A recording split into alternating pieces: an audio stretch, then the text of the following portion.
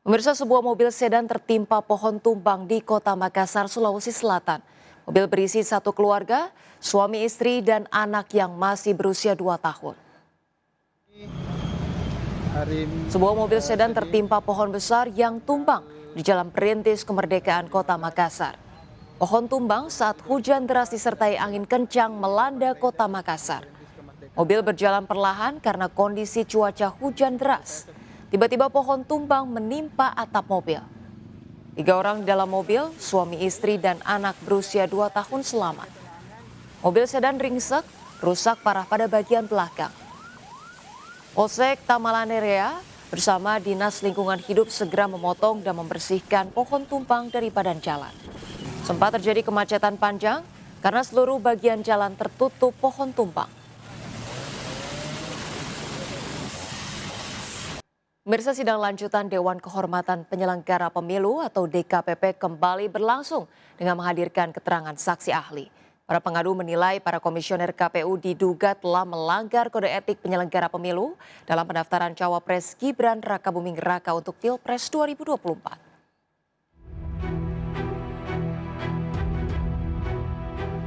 Tiga saksi ahli dihadirkan DKPP dalam sidang 4 perkara dugaan pelanggaran kode etik penyelenggaraan pemilu KEPP yang diduga dilakukan oleh ketua dan anggota KPU RI.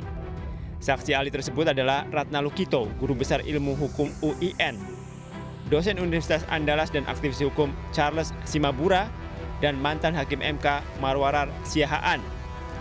Pengadu yang mengatasnamakan diri sebagai pembela demokrasi TPDI mengadukan komisioner KPU RI, yakni Hasyim Asyari, Betty Epsilon Idrous, Muhammad Afifuddin, Persadaan Harahap, Yulianto Sudrajat, Idam Holik, dan Agus Melas atas dugaan pelanggaran etik. Ketua dan anggota KPU dinilai telah melanggar peraturan KPU nomor 19 tahun 2023 tentang pencalonan peserta pemilu presiden dan wakil presiden karena KPU belum merevisi atau mengubah peraturan pasca putusan Mahkamah Konstitusi nomor 90 PUU 21 tahun 2023. Para pengadu mempertanyakan adanya dugaan cacat hukum dan pelanggaran etik pada kasus pendaftaran cawapres Gibran Rakabuming Raka pada 25 Oktober 2023 lalu. Nah, ada 2 poin. Pertama, KPU tidak mematuhi peraturan yang dibuatnya sendiri. Tadi kita sudah dengar bahwa Gibran didaftarkan tanggal 25, semestinya saudara Gibran itu namanya dicoret tanggal 28 Oktober. Pertanyaannya, kok masih bisa sekarang? Itulah yang dibilang ahli tadi, ada cacat formil. Berdasarkan peraturan KPU nomor 19 tahun 2023 yang belum direvisi, Gibran belum memenuhi syarat untuk diajukan sebagai calon wakil presiden karena belum berusia 40 tahun. KPU baru mengubah persyaratan pada 3 November 2023 setelah pendaftaran cawapres. Menurut para pengadu, seharusnya pengajuan cawapres tersebut dicoret dan aturan tersebut mulai diberlakukan pada Pilpres 2029 mendatang. Dari Jakarta, Galuh Pandu dan Leman melaporkan. Pemirsa, calon presiden nomor urut 1 Anies Baswedan melakukan kampanye di Kota Ambon, Maluku pada hari Senin. Pendidikan dan kesehatan murah ini menjadi salah satu isu kampanye yang disampaikan. Alhamdulillah udah ada Bang Anies. Calon Presiden nomor urut 1 Anies Rashid Baswedan memulai kampanye di Pantai Baby Indah, Kota Ambon, Maluku. Kampanye dilakukan dengan dialog bersama simpatisan Anies Mohaimin. Sejumlah aspirasi disampaikan. Anies juga menyampaikan program-programnya jika nanti terpilih sebagai Presiden Republik Indonesia. Anies kemudian menemui ribuan pendukungnya di Gedung Islamic Center Ambon. Pendidikan dan kesehatan murah menjadi salah satu isu kampanye yang disampaikan. Kepada pendukungnya, Anies juga berbicara mengenai program lumbung ikan nasional. Kita berkumpul di sini karena kita ingin mengirimkan pesan bahwa ketimpangan, ketertinggalan tidak boleh lagi menjadi ciri di Maluku. Kesetaraan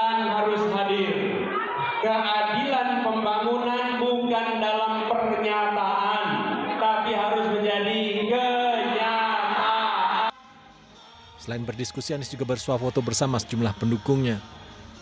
Dalam kampanye di Kota Ambon, Anies mengunjungi 3 titik, Pantai Baby Indah, Gedung Saverius, dan Islamic Center. Dari Ambon, Maluku, Nurdin Abdullah melaporkan. Pemirsa, calon presiden nomor urut 3 Ganjar Pranowo mengunjungi sejumlah pabrik dan penyadap gula aren di Purbalingga, Jawa Tengah. Ganjar menjanjikan asuransi bagi penderas atau penyadap gula merah yang bekerja penuh resiko.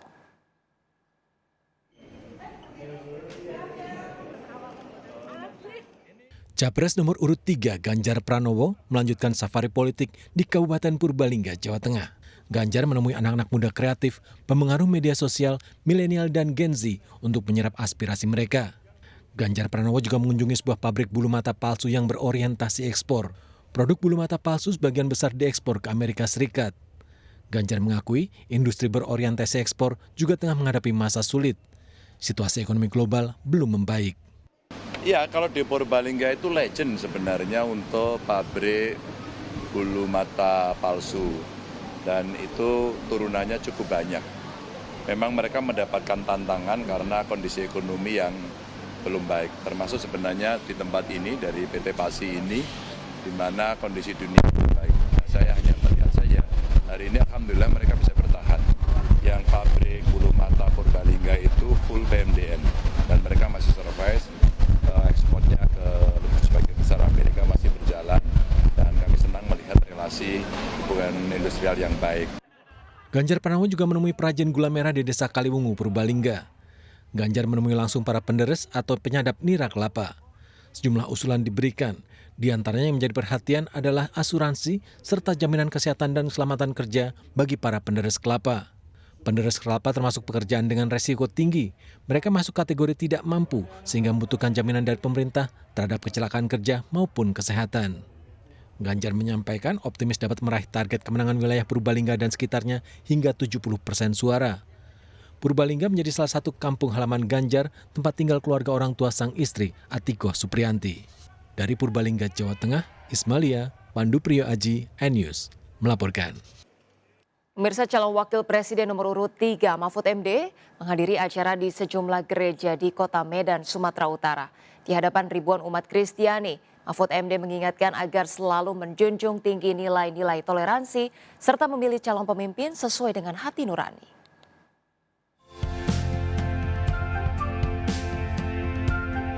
Cawapres Partai Perindo Mahfud MD bersama Ketua Umum Partai Perindo Haritanu Sudibyo menghadiri acara di Gereja Rumah Persembahan, Kota Medan, Sumatera Utara. Dalam kunjungan tersebut, Mahfud menegaskan kebebasan beragama bukan hanya tertulis dalam konstitusi, tetapi ada dalam keseharian warga bangsa. Dalam kunjungannya ke Medan, Mahfud bersama HT juga berkunjung ke GBI Selekta di Jalan Listrik, Kota Medan. Tadi saya menyampaikan soal notion. Notion itu ide tentang gagasan besar dalam kebersatuan kita, yaitu kita tidak bermusuhan karena perbedaan entah suku, entah agama, entah ras. Karena manusia itu sama-sama ciptaan Tuhan. Ini kan forum gereja ya, tadi di Rumah Persembahan, sekarang di Selekta. Intinya pemimpin yang ideal ke depan itu yang mampu menjaga kesetaraan dalam keberagaman. Sehingga semua agama itu di mata hukum sama. Jadi aliran apapun itu merasa tentunya dilindungi. Dan itu ada di konstitusi. Para jemaat mendoakan pasangan Ganjar Mahfud dimudahkan perjuangannya untuk bangsa dan negara. Kita sama-sama berdoa agar pemilu kita bisa berjalan dengan lancar. Apapun pilihan kita, baiklah kita memilih dengan hati, dengan tenang dan damai. Jadi biar pemilu kita bisa berjalan dengan lancar. Dan juga buat Pak Mahfud dan juga Pak Ganjar, kita sama-sama berdoa semoga sukses dan bisa terpilih. Amin. Di Medan, Mahfud MD yang didampingi HT juga menghadiri deklarasi dukungan dari Gabungan Relawan Nasional atau Garnas. Dukungan ini membuat pasangan Ganjar Pranowo Mahfud MD semakin optimis dapat memenangkan kontestasi Pilpres 2024 mendatang. Tim Liputan iNews melaporkan. Pemirsa, peduli terhadap penyandang disabilitas menjadi salah satu program Partai Perindo. Keberadaan penyandang disabilitas harus mendapatkan dukungan, pendampingan dan bimbingan agar mereka bisa berkarya dan mendapatkan hak yang sama.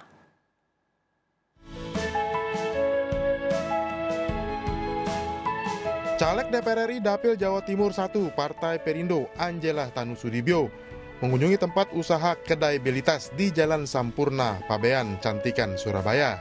Angela berkesempatan berdialog dengan para penyandang disabilitas. Wakil Ketua Umum DPP Partai Perindo bidang ekonomi digital dan kreatif ini berkomitmen memberikan dukungan kepada kaum disabilitas agar mereka bisa mendapatkan kehidupan yang lebih baik. Angela Tanusudibyo yang saat ini menjabat sebagai Wamen Parekraf juga memasak bareng disabilitas dan masyarakat sekitar. Ya, di Indonesia saja tahun 2022 itu sudah di atas 28 juta disabilitas. Jadi itu porsinya sangat besar sekali. Jadi kita harus berpihak kepada para masyarakat yang memiliki kekurangan ini dan bagaimana kita memberikan akses kepada mereka, akses pendidikan, akses kesehatan yang lebih baik.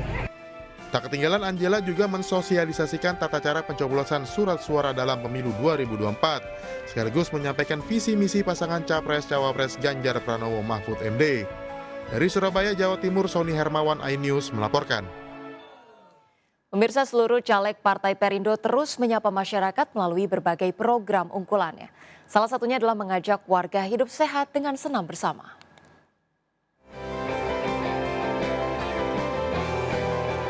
Warga Cipageran antusias mengikuti senam sehat bersama caleg DPR RI Dapil Jabar 1 Partai Perindo, Ferry Kurnia Rizkiansyah di Komplek Veteran Cimahi Utara, Kota Cimahi. Melalui senam sehat, Ferry Kurnia yang ditemani caleg DPRD Provinsi Dapil Jawa Barat 1 Marliana Shanti dan caleg DPRD Kota Cimahi Dapil 1 Selvi Kavindra Zinat mengajak warga untuk menjalankan pola hidup sehat. Nah, ini yang memang saya pikir bentuk kepedulian dari Partai Perindo di dalam aktivitas-aktivitas yang kita lakukan dalam proses kampanye pemilu. Dan ini saya yakin tidak hanya dalam proses kampanye, dalam proses aktivitas keseharian pun kita akan melakukan upaya-upaya untuk mendorong masyarakat untuk menjadi Indonesia sejahtera.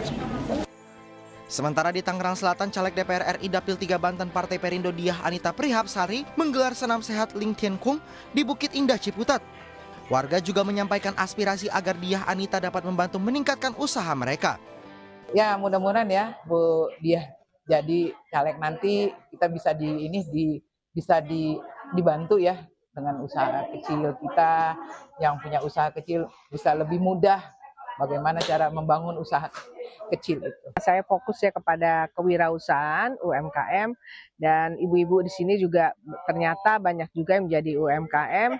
Jadi kita niat menjadikan ibu-ibu ya terutama Dapil Banten 3 untuk bisa menjadi pengusaha. Dalam kegiatan senam sehat ini, Partai Perindo juga mengkampanyekan pasangan Ganjar Mahfud untuk pemenangan Pilpres 2024. Tim Liputan iNews melaporkan. Pemirsa, hari Senin 15 Januari kemarin merupakan hari terakhir untuk pendaftaran pindah memilih atau pindah TPS pemilu 2024. Antrian panjang terjadi di sejumlah kantor KPU Kota di Jakarta.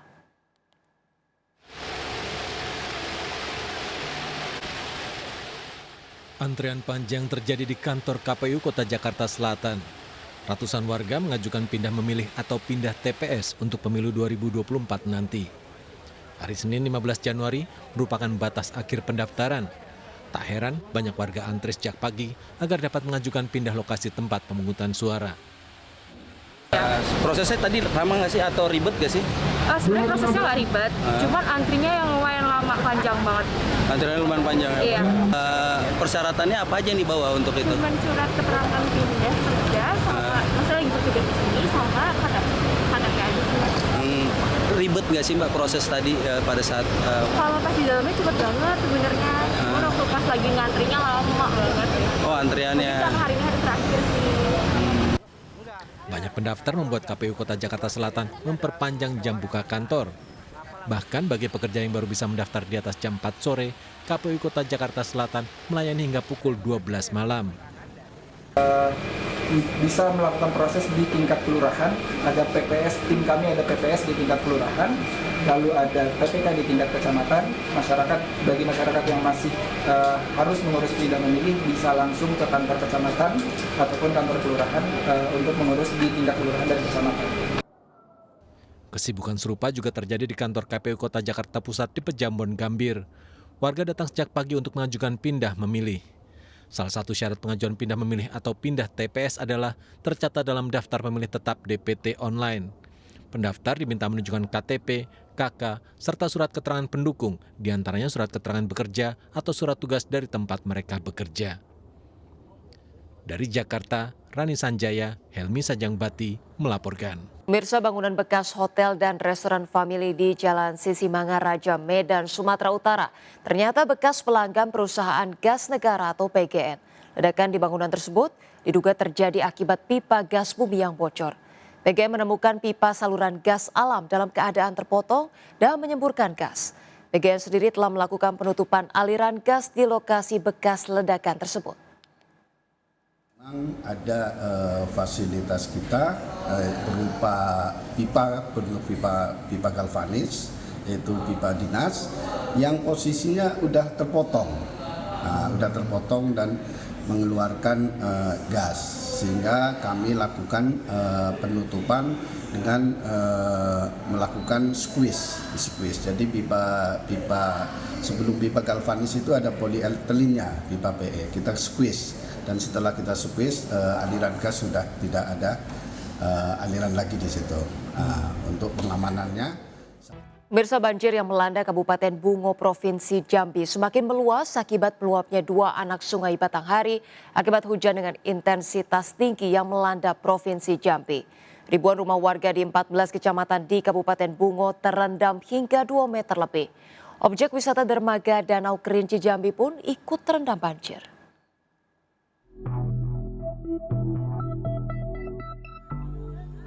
Banjir yang kembali melanda Kabupaten Bungo, Provinsi Jambi sejak akhir pekan lalu hingga kini semakin meluas. 14 dari 16 kecamatan yang ada di wilayah Kabupaten Bungo, Provinsi Jambi kini terendam banjir. 2 anak sungai Batanghari yaitu Sungai Batang Bungo dan Batang Tebo meluap akibat tingginya intensitas hujan yang terjadi sejak Jumat pekan lalu. Ketinggian genangan banjir mencapai 2 hingga 3 meter sehingga aktivitas warga untuk bekerja dan sekolah terhenti total. Badan Penanggulangan Bencana Daerah BPBD Kabupaten Bungo menyatakan dari 14 kecamatan yang dilanda banjir terdapat setidaknya 10 kecamatan yang paling parah. Jumlah warga yang terdampak banjir mencapai lebih dari 20.000 jiwa dan kini terpaksa mengungsi. Ini semakin malam air justru semakin naik dan tidak menutup kemungkinan apabila air ini surut akan lanjut ke daerah Bogor. Sehingga yang mesti kita beratkan adalah pelaksanaan evakuasi khususnya untuk kaum lansia, disabilitas dengan anak-anak. Itu yang menjadi prioritas kita. Di sini Babin Kamtipmas dengan Babinsa dengan aparat perangkat kecamatan itu saat ini sedang bersiaga dan membantu proses evakuasi. Banjir juga melanda objek wisata dermaga Danau Kerinci yang terletak di Desa Sanggaran Agung, Kecamatan Danau Kerinci, Jambi. Lokasi ini sudah terendam banjir sejak 5 hari lalu. Akibatnya, objek wisata yang ramai dikunjungi setiap hari libur ini terpaksa ditutup untuk sementara waktu. Menurut warga, luapan air Danau Kerinci kali ini merupakan yang paling parah. Diduga penyebab banjir akibat naiknya debit air Danau Kerinci dari Sungai Batang Merau dan sungai lainnya. Setahu saya, seumur hidup saya sudah lebih kurang 38 tahun, masuk ke 9 tahun. Belum pernah terbanjir di sini wisata Danau Kerinci ini. Luapan air Danau Kerinci juga merendam ratusan pemukiman warga di puluhan desa yang berada di pinggir Danau Kerinci. Sejumlah jalan utama yang berada di pinggir Danau Kerinci juga ikut terendam, sehingga melumpuhkan akses transportasi ke sejumlah jalan provinsi. Dari Kabupaten Bungo dan Kerinci, Jambi, Budi Utomo dan Kapior Gandhi melaporkan. Pemirsa, puluhan tamu undangan berhamburan keluar menyelamatkan diri dari dalam tenda yang roboh diterpa angin kencang saat peresmian kantor Pengadilan Negeri Kelas 2 Bobong, Kabupaten Pulau Taliabu. Puluhan tamu dan undangan peresmian kantor Pengadilan Negeri Kelas 2 Bobong, Kabupaten Pulau Taliabu, Maluku Utara lari berhamburan saat angin kencang menerpa tenda yang berada di lokasi acara tersebut. Kencangnya hembusan angin membuat tenda tempat berlangsungnya acara nyaris roboh. Sebagian tenda yang berdiri di depan kantor pengadilan roboh dan nyaris menimpa tamu undangan. Kejadian itu berlangsung sangat cepat. saat Bupati Taliabu memberikan sambutan di tenda yang terpisah di depan tenda untuk undangan. Tidak ada korban yang tertimpa tenda yang nyaris roboh dan acara peresmian gedung pengadilan kembali dilanjutkan. Pemirsa, viral di media sosial seorang pria melempari ambulans dan mobil lain yang tengah melintas di Jalan DI Panjaitan, Jakarta Timur dengan batu. Lemparan batu mengenai ambulans hingga kaca pecah. Supir ambulans mengejar pelaku, namun pelaku yang diduga warga ini sekitar lolos.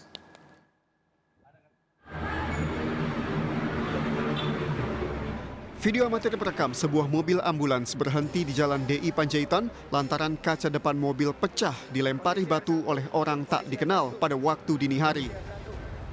Pengemudi ambulans langsung turun dari mobil dan mencoba mengejar pelaku yang melempari mobilnya dengan batu.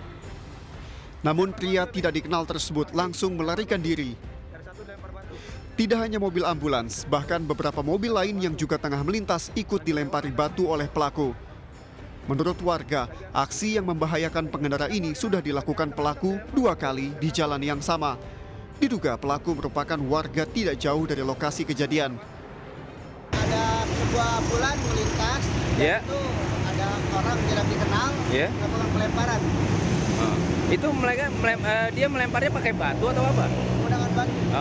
Untuk korban sendiri? Untuk korban tidak ada, cuma hanya ada retakan di bagian kaca depan. Saat ini korban telah melapor kejadian tersebut ke Polres Metro Jakarta Timur dan kini masih dalam penyelidikan. Dari Jakarta, Rio Manik melaporkan.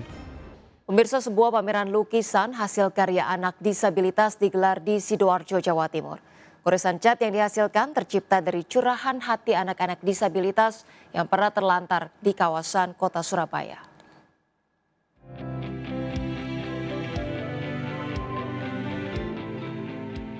Inilah hasil goresan cat dari anak-anak disabilitas UPTD Liponsos, Kalijudan, Surabaya. Meski dibuat dengan segala keterbatasan yang dimiliki, lukisan-lukisan ini tak kalah indah dan bernilai seni tinggi dibandingkan dengan anak-anak normal. Bahkan harga lukisan dijual hingga 10 juta rupiah. Ya, lukisan ini merupakan hasil beragam curahan hati anak-anak disabilitas yang sebelumnya terjaring petugas terlantar di sudut-sudut kota Surabaya. Kemudian kalau dulu hanya kita rawat saja, tapi sekarang kita berikan pelatihan-pelatihan supaya mereka bisa menghasilkan sesuatu, baik itu seni ataupun apapun seperti ini. Acara ini digelar untuk memberikan kesempatan kepada mereka untuk melahirkan hasil karyanya. Orang-orang tuh harus melihat mereka untuk bahwa dengan keterbatasan yang mereka punya, mereka bisa menghasilkan karya yang luar biasa. Jadi saya ingin menunjukkan ke masyarakat luas bahwa ini loh ada anak-anak yang keterbatasan, tapi hasil karyanya itu tidak kalah dengan seniman-seniman mungkin di luar sana. Pameran lukisan anak-anak disabilitas yang digelar di salah satu hotel di perbatasan Sidoarjo, Surabaya ini akan digelar selama sebulan penuh dengan harga lukisan bervariasi mulai dari ratusan ribu rupiah hingga 10 juta rupiah tergantung tema dan keindahannya. Hasil penjualan lukisan seluruhnya akan diberikan kepada pihak Liponsos untuk selanjutnya diberikan kepada anak-anak disabilitas yang ada. Dari Sidoarjo, Jawa Timur, Yoyo Agusta melaporkan.